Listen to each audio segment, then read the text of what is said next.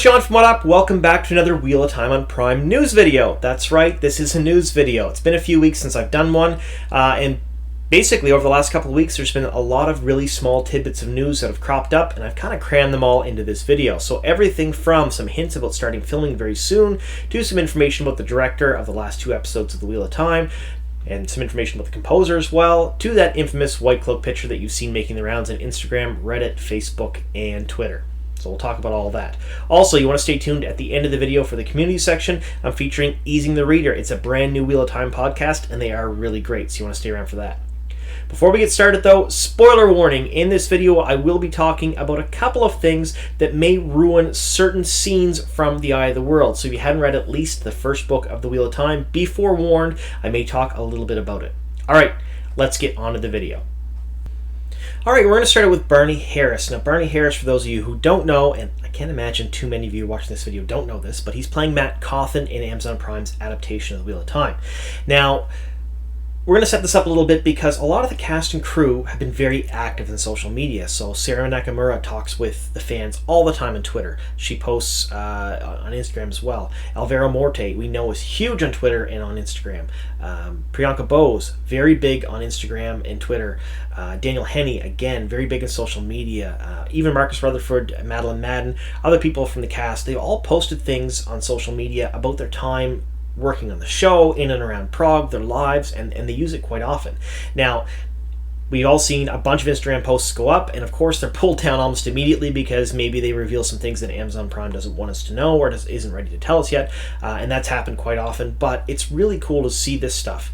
Barney Harris has been kind of the exception to that rule. He's posted almost nothing on social media. Now, people would go bananas if he ever liked or commented on anything on Twitter or Instagram because he didn't normally do that. Now, a few weeks ago, that all changed, and it was a slow start at first, and he seemed very uncomfortable doing it. In fact, there's multiple tweets where he's saying, I don't like this, basically, and he feels uncomfortable doing it, but then he kind of came into his own, and now he posts on Instagram multiple times a day. He's tweeting all the time, and some of it is show-related, but most of it is not. Most of it's to do with his music, and most of it's to do with his art, his lifestyle, and what he's doing behind the scenes, you know, his life and having fun and stuff. And that stuff's really interesting to see because we get to see a little bit of the person behind the character. And from everything I've seen so far, Barney is basically just mad in real life. He's just mad. It's just the way it is. So we're going to talk about one post in particular. This one here, he posted on Instagram, where he tagged Wheel of Time and Prime, and he said, "Makeup." It was our first real inkling that maybe some of the cast and crew are going to come back and start filming again soon. And now that alone really doesn't say much, but, you know, got some people talking. And then he's posted things like this. Now, these are pictures from, they're not new pictures, but they're pictures from back before the shutdown, back when they started filming. And he's put a few of these up, and they're really cool to see. There's a lot of pictures of him and Yosha and Marcus Rutherford. And seeing the three of them together behind the scenes is really, really neat. I kind of hope that Amazon Prime does a behind-the-scenes thing at some point or another on a Blu-ray box set. That would be really cool to see, because I would like to see the three of them and the antics they get up to just as like regular people, because apparently they kind of embody the characters in real life.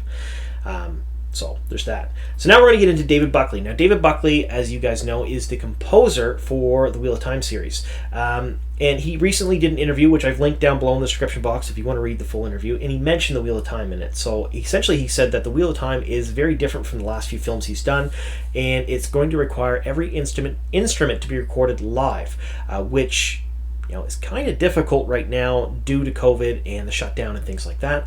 He doesn't know how they're going to do it, but he does talk a little bit about that, and it's interesting to see that he is engaging fans about the Wheel of Time too. And I'm really excited because if you've never heard anything he's scored, he's really, really very good. So I think the music for Wheel of Time is going to be absolutely impressive. Now we're on to this. So this goes part and parcel with Matt's tweet. So this is more ammunition that perhaps they're going to start filming very soon.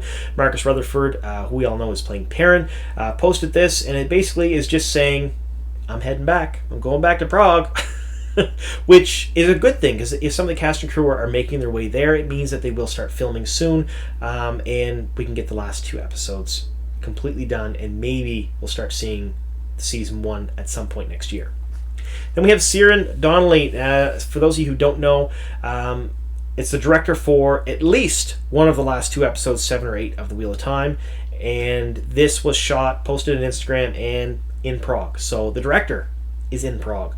Some of the cast and crew are in Prague. Rafe has been posting from in and around Europe recently, so we know that they're gearing up, they're ready to go, they're getting close. So production should hopefully start very soon. Now, remember when I said we didn't know if he was directing 7 and 8, or just 7, or just 8? We weren't entirely sure. Well, here's confirmation. So we never really had official confirmation that it was going to be both episodes 7 and 8. We didn't. A lot of people assumed it because it's a finale, it's a 2-parter, it's going to be, it would make sense to have the same director, but no one really knew for sure. And then, he was posting some stuff about directing the finale on Twitter and wheeloftimeseries.com. Again, if you don't go to their website for news, please do so. They're amazing. I'll link them down below in the description box. They tweeted at him and they said, can you confirm if you're directing 7 and 8 or just 8, the finale? And both. So we know for sure that now Mr. Donnelly is going to direct both episodes, which is really very exciting because we know that the finale will be a 2-parter, essentially, or tie in very close to each other, and that means it's going to be pretty big. All right, this next bit is a little controversial because it was everywhere for a little bit, and then some of them get taken down and stuff, but now I see it all over the place again. So you're going to see this image on the Facebook groups, you're going to see it on Reddit, you're going to see it on Instagram, you're going to see it on Twitter. It's everywhere, and it's also in another few YouTube videos that I've seen. So I'm sharing it, and if I get asked to take it down, I'll 100% take this down. But it's everywhere. I mean, once something's out on the internet, it's there forever, so it's not hard to find. But essentially what the story behind this picture is it was posted to Instagram. Narc saw it, took a screen grab of it, and then posted it again on his Instagram, on Reddit, on Twitter, and he photoshopped his own face, Snark's face, onto the 3 Whitecloaks' faces, so we can't exactly see who the actors are. Now, he was very quick to tell everyone that none of them are well-known actors, so we don't have to worry that any of the named actors that have already been cast are in this picture. They're all extras. So there's that. But looking at the costumes themselves, there's 2 things here. The first thing is they are beautiful. I don't know what else to say about it. They are absolutely beautiful. The cloaks themselves are amazing. They're wrapped in such a way that they're serviceable. You can actually fight in them, and that's interesting because the only thing I know about cloaks is that they're bad, and that's from The Incredibles. I mean, if you haven't seen that movie, then you won't know what I'm talking about. But they get in the way. But these cloaks, they look like they're tailored so they can actually fight in them. Now, the rest of the uniform, the tabard, the belts, it looks beautiful. The arm guard, the pauldrons, all absolutely amazing. Now, if you actually take a look at the right-hand white cloak there on the shoulder, you see the sunburst worked into that. The attention to detail on these costumes is phenomenal. That's the first thing we'll mention, is that these things, to me, look absolutely beautiful, and they're not 100% pristine either. You can see a little bit of dirt on some of them, so they're actually serviceable costumes, which makes a whole lot of sense because a soldier in the field doesn't stay clean. They try to. They really do, but it doesn't work. All right, the other thing I want to mention about these costumes is a lot of people have criticized them. And I didn't understand why until I read some of the comments on Reddit and on Instagram. Essentially, people were very upset that Whitecloaks are in full plate. Their breastplate is polished until it shines like silver, and these people are not in full plate.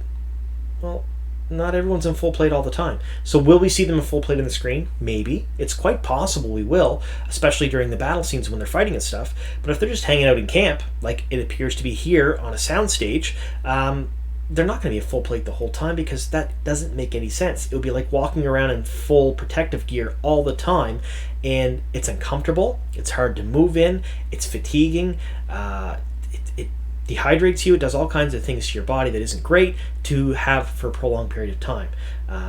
Trust me, I know. And in this instance, they're just wearing the costumes you see here. So either they're going to put plate on for battle and we'll see them in their full glory later on, or this is how they'll appear on screen and this is the armor they're wearing. Either way, I'm really happy with it because the attention to detail is amazing. And not just that, look at the tent behind them. Holy moly. That's beautiful. And it looks exactly like how I would picture the Whitecloak tents in the book, especially in the Eye of the World, when they set up camp around the steading that Perrin and Egwene are in.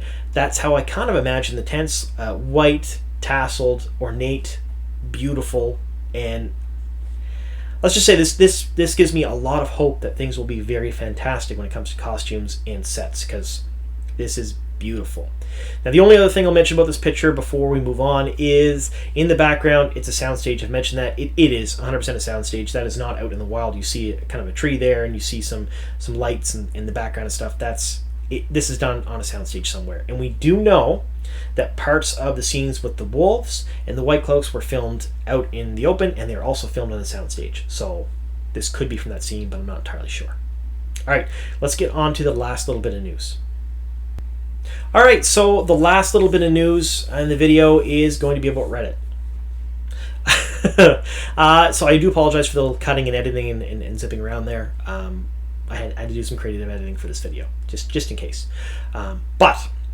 So essentially, there was a post on Reddit recently, and this caught my eye because it wasn't just on Reddit. It got shared all over Twitter. People were talking about it. Essentially, it's someone on Reddit claiming to have seen the first 30 minutes of the first episode, and that they were contacted to do a survey of the first 3 episodes, and then after 30 minutes they decided to stop because they couldn't sit through 3 hours of this, because they had no familiarity with the book series. The show didn't explain anything. They thought it would be up their alley because they liked fantasy and sci-fi, but it was not very good. They didn't recognize any actors or actresses except Rosamund Pike. I don't know if they've been living under a rock or not, or if they know anything about the show, because there's a lot of really big names in this. And it felt very amateurish. Well, I'm here to tell you that I actually posted a question to someone very close to the show, and they replied to me, and they said, nope. The show's still in pretty rough cut right now. They have 6 episodes filmed. They're going to film the last 2 soon. But VFX isn't done yet. The score isn't done yet. It looks amazing from what they have said. However, people haven't been surveyed to watch the show. So some of you may know that big blockbuster movies tend to do this. They'll take crowds of people, they'll have them sign a very hefty NDA, they'll take them in, they'll watch a movie or sometimes a big budget television show, and have them give feedback and write surveys and stuff on it, and they'll use that to change it to make it better. And that's normal practice for Hollywood. That happens a lot.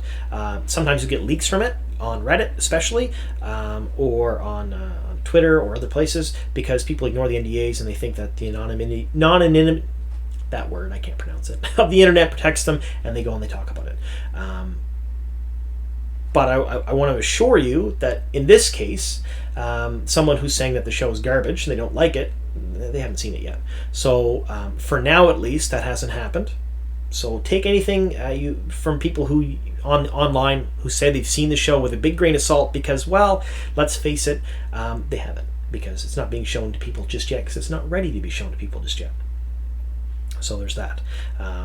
Made me feel a little bit better when I posed a question for myself personally, but then I thought about it and you know what? I said a lot of people are very concerned about this, so why not talk about it a little bit? So just be forewarned that if you hear things like this, use your judgment, use your better judgment. It's probably not true. All right. So that's all the news I have for you today. I want to thank you guys very much for sticking with me here to the very end of the video. Stay tuned for the community section up next with using the reader. But before we do go into the community section, I want to let you guys know that I really do appreciate you folks as viewers. The channel's been growing steadily. So if you haven't already subscribed to the channel, please do so. I usually put out 1 to 2 videos a week, Wheel of Time and Prime centric, sometimes Wheel of Time Explained videos. Earlier today, I put one out about the gear, so check that out.